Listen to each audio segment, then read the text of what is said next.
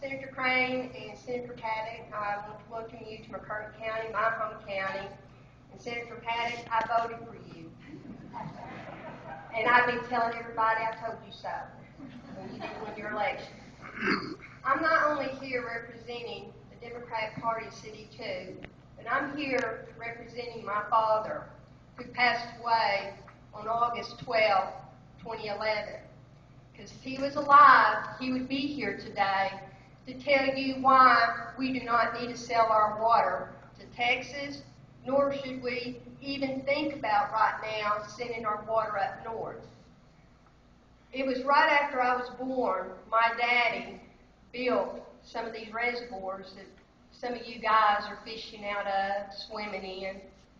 He built Broken Bow Lake with a crew of 50 people that I can probably name their names, but they're all passed away except for a few.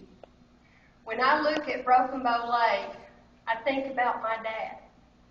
And this year when we experienced that drought, the water was extremely low to where it wasn't really safe for my nephew and nieces to water ski or enter to because we were afraid that something would happen to them.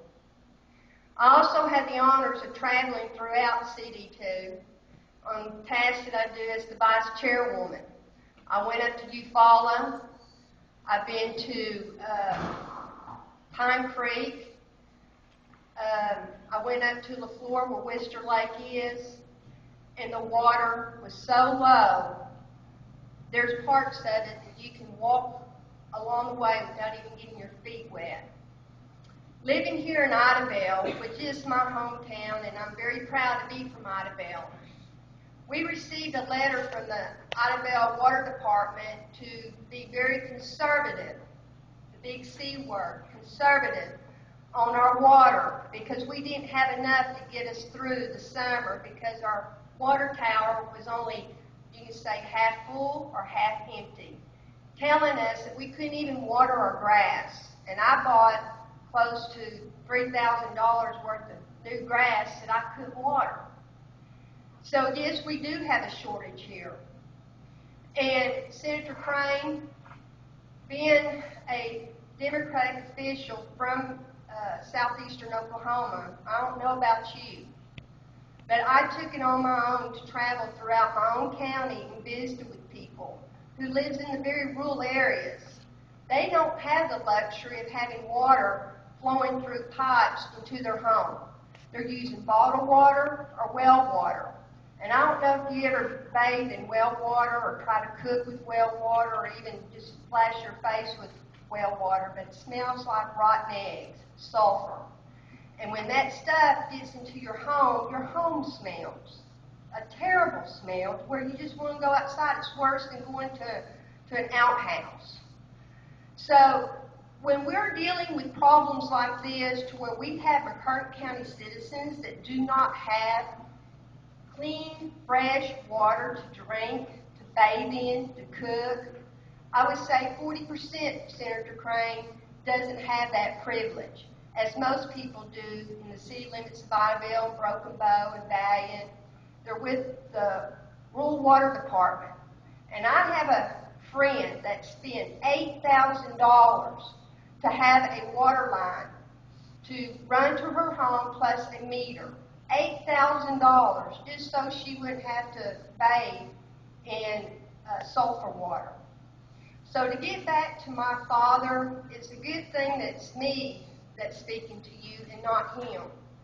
Because he was in his 20s to where he broke a sweat. He came home with sore muscles because he's one of many Oklahomans who built reservoirs here in the state because his parents and his great-grandparents, grandparents and great-grandparents experienced the Depression and Dust Bowl.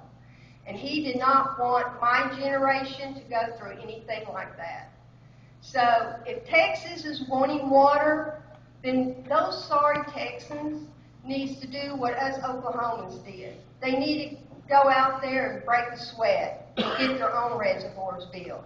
And when it comes to Oklahoma City and Tulsa, well, I have family that lives up there, and I see all the fires that takes place up there.